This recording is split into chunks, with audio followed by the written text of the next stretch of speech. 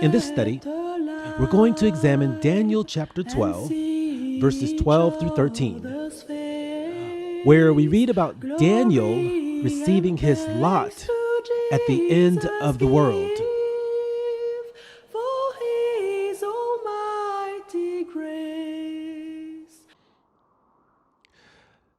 Let's turn our Bibles to Daniel chapter 12, where we read that Daniel would inherit his lot at the end of the days, that is, the end of the world.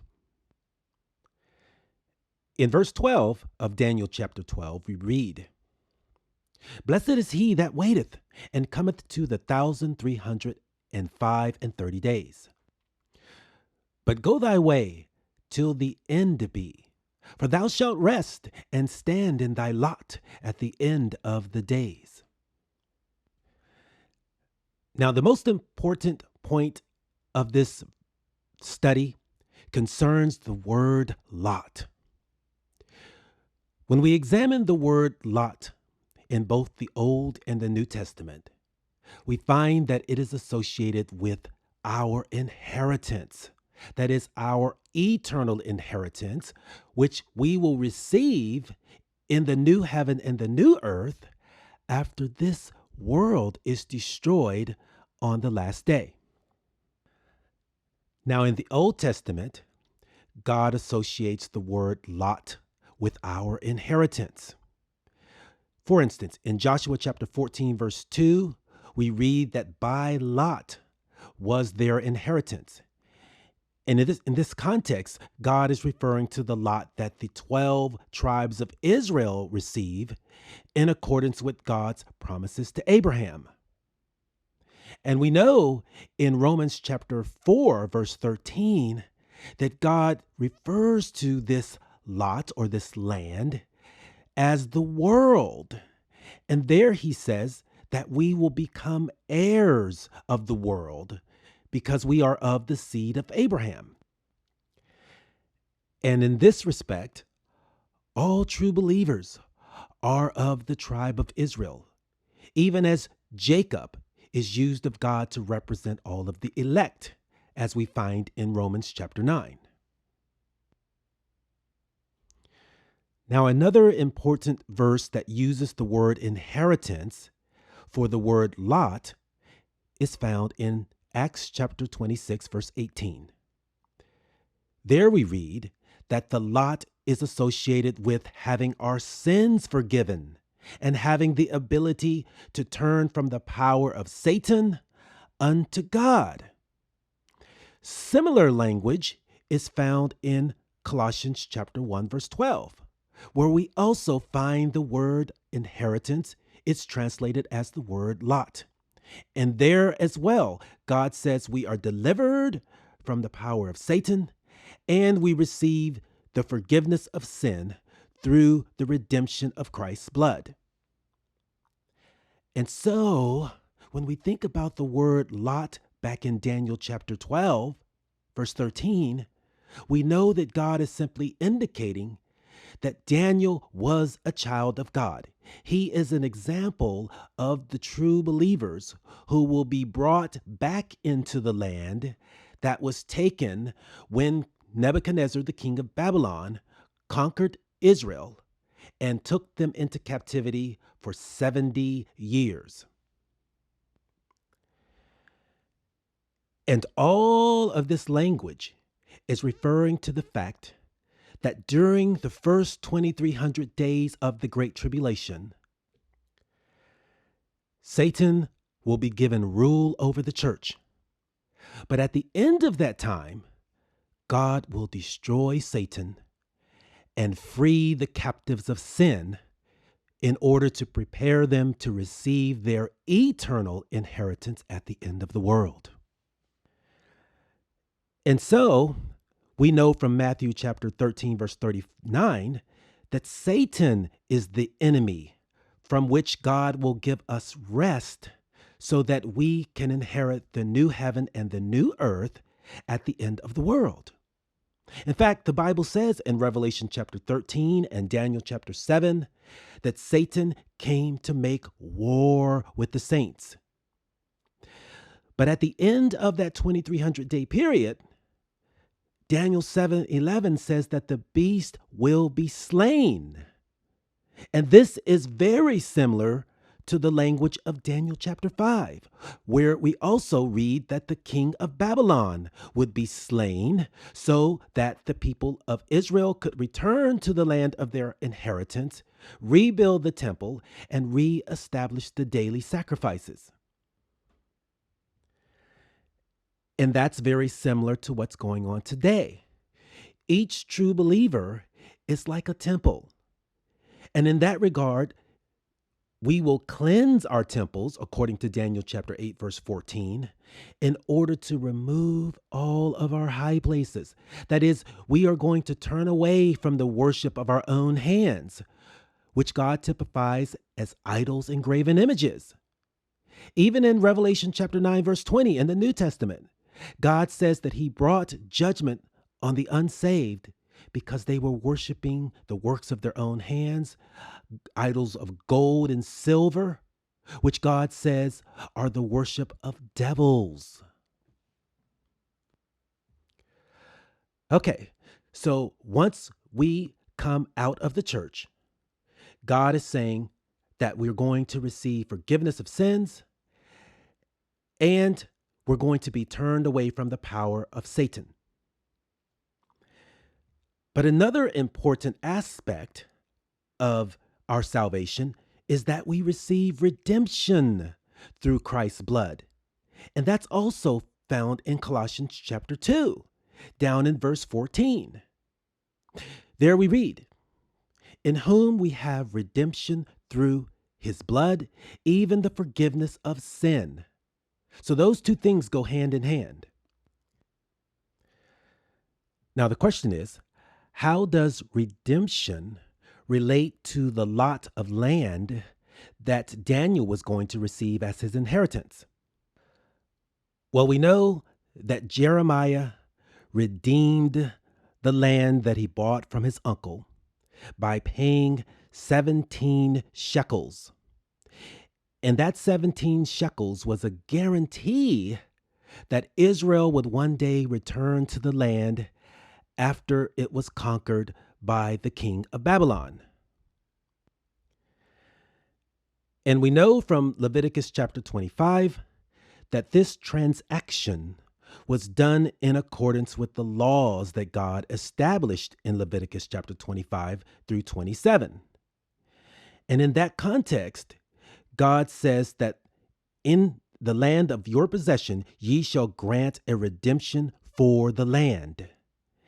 And down in verse 27, God converts the price of the field or the land into years. Now, we are very interested in this conversion of shekels to years because the 17 shekels that Jeremiah paid for the field, which is identified with the world according to Matthew chapter 13, but that 17 shekels is likely identified with the 17 years between the year 2000 AD, when the believers left the church, to the year 2017. Now, if we're on the right track, this would also harmonize with what we learned about Sarah and Abraham, and the fact that God promised Abraham that his seed would inherit the land. And we learned that these promises were fulfilled through Sarah, who bore Jacob and Isaac, who are called the children of promise, who also represent the elect. And as we see in our timeline, there are several important or significant events that are associated with Sarah and Abraham. One of the most important being the entrance of Israel into the land of Canaan in the year 1407 BC. We also see that Sarah's death is associated with both the first and second coming of Christ. And those events are associated with a duration of 2023 years. Now, is there anything significant about the number 2023? Absolutely. When we break down that number, we find that it comes to 7 times 17 times 17. And what's interesting is that we just learned that the number 17 has to do with the redemption that Jeremiah paid to inherit that field. And so God is giving us some clues to help us to see that the year 2017 could be the time when Daniel and all of the true believers are resurrected to inherit their eternal possession, which is the new Jerusalem, as revealed in Revelation chapter 21. And that new Jerusalem is revealed when God destroys this earth to create a new earth. And it's also important to notice in this chart that the number 23 is featured prominently. Now, the reason that the number 23 is featured is because anytime the gospel is going forth, it is going forth to either save or to bring judgment. And so too, when Christ comes at the end of the world, the unsaved will be destroyed.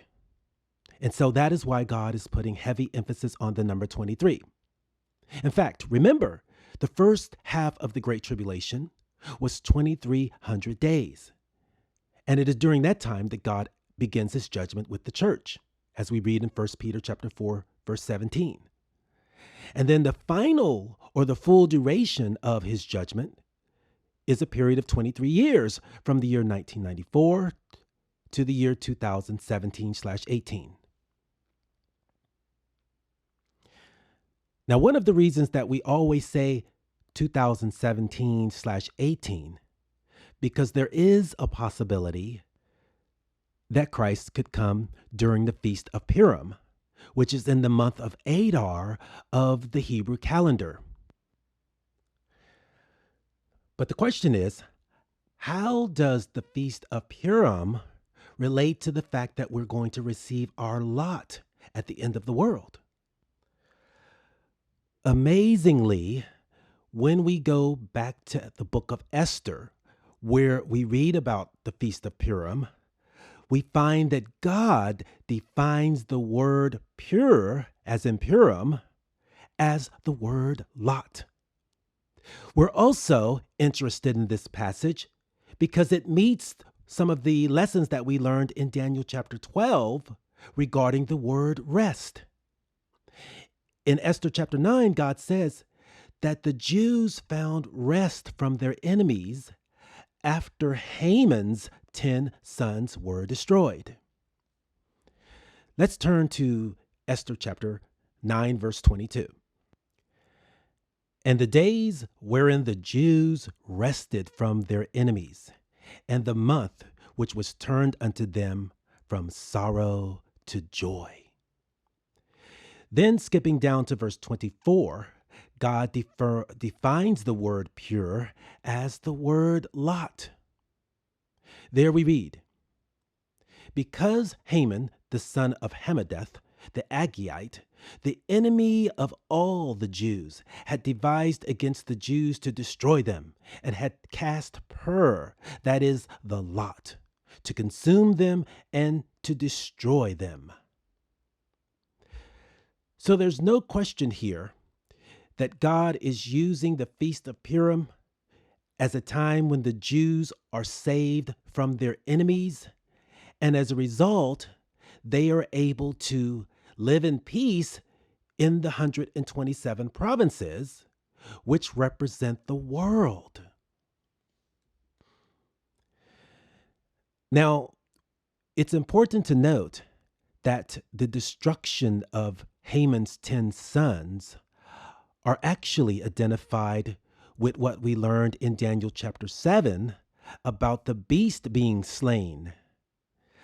But as we continue into the next verse, that is Daniel chapter 12, we read that the rest of the beast had their dominion taken away, yet Their lives were prolonged for a season and time.